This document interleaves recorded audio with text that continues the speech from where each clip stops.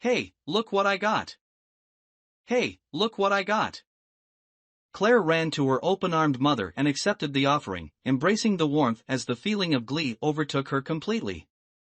She would never let herself forget the happiness her mom's touch would give her, the blanket of comfort and security it created, a safe haven. Every so often, the young girl let herself imagine the absence of such familiarity. Being stripped of all she knew, being left alone to fend for herself. Perhaps she would no longer remain in the same reality, perhaps the truancy of her everyday life would be the downfall she feared. A void. She would be in the void, the actuality of everything yet nothing, a bundle of nullity where all other souls were left to lay in their own solitude. The surge of continuous emotions converging to create a single, thread-like wave. While she lay in her bed, Claire often wondered if that was the existence of people amounted to. Was there truly no greater purpose? All the talks of higher powers and being, were they all to build a deceiving mask? What did you get, hun? A soft, honey-like voice that on its own elicited such joyous laughter from her baby. It wasn't rare for her mother to sever her hidden train of thoughts, thoughts that if revealed would shatter any possibility of happiness, a broken mirror, facade, piercing those walking past with its wailing, fallen shards. In response to the question lay a scintillating smile on the woman that caused an ache in her high, flawless cheekbones. An expression of tenderness lighting up and highlighting every single feature of her face. Brunette hair with honey-blonde streaks perfectly framing the crystal-shaped face, deep blue eyes that reflected a graveyard-like ocean. An empty, large body of water that resembled a calm yet disrupted state of mind. An ocean that could calm any person in need of strength and hope, yet leave them with lingering feelings of disturbance and inability. Waving the flimsy certificate around, Isabel watched as her child recited the yearly mantra.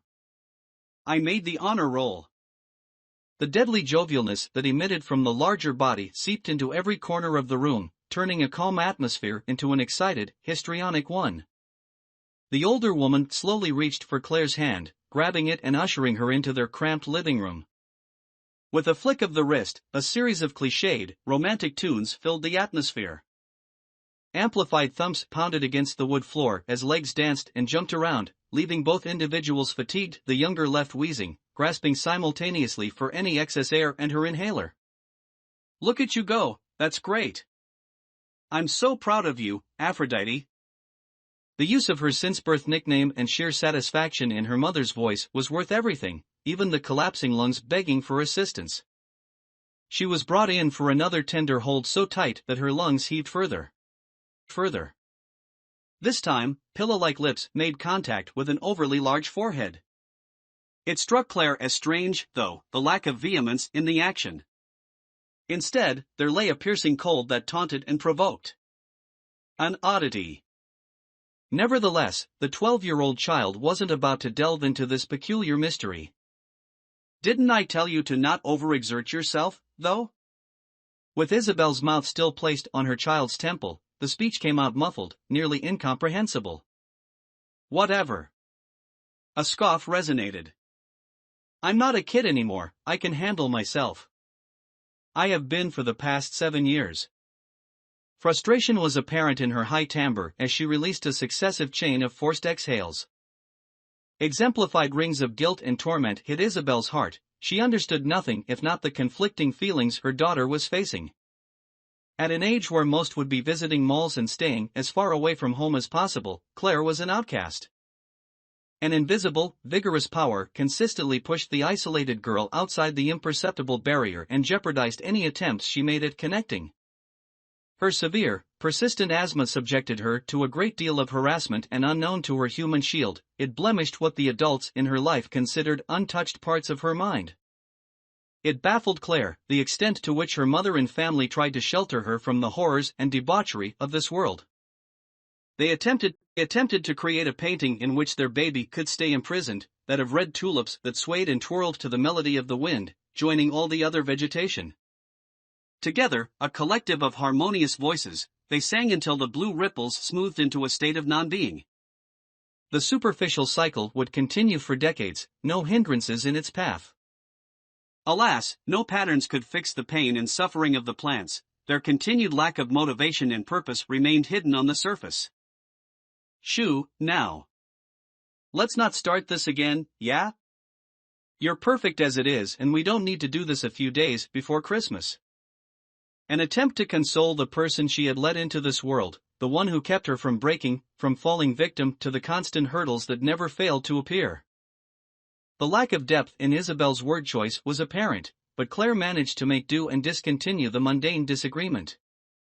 Regardless of her reaction, the desperation loitered in the air, threatening to suffocate and drown the two. They waited in anticipation, almost waiting for the slice of tension to be handed to them. Claire decided to make the first move amidst the awkward silence, walking away with a quiet mutter of acknowledgement. What had been said, neither could quite understand. Isabel discreetly moved to their kitchen and prepared an appetizer feast to dissipate the sudden barricade of communication that had made itself known. Bringing out a cream-colored platter, she set it out onto their worn-out, rusty counters and began setting any snacks they had left onto the blank canvas of welcoming. By the time she had managed to finish, night had hit. The moon amplified otherwise hidden stars that rested on the pond near them. Crickets had begun rehearsing their daily rituals as all else lay silent in their surroundings. The clouds overhead were brooding, dark with anticipation of the storm to come. However, they'd successfully avoided overshadowing the moon. Isabel often wondered about the relationships of nature. How each distinct element conveys the crucial messages humankind constantly ignores. She longed to communicate with Mother Nature and her unique creations, the magnetic pull of turbulent danger. Aphrodite. Her voice had become raspy, beaten and deprived of the hydration it desperately needed. The only response she had managed to identify was the theme of the crickets, upbeat yet laced with warning. "Claire." She called out again, this time with greater potency. Following the lack of acknowledgement, Isabel began trudging towards her daughter's room. Swinging her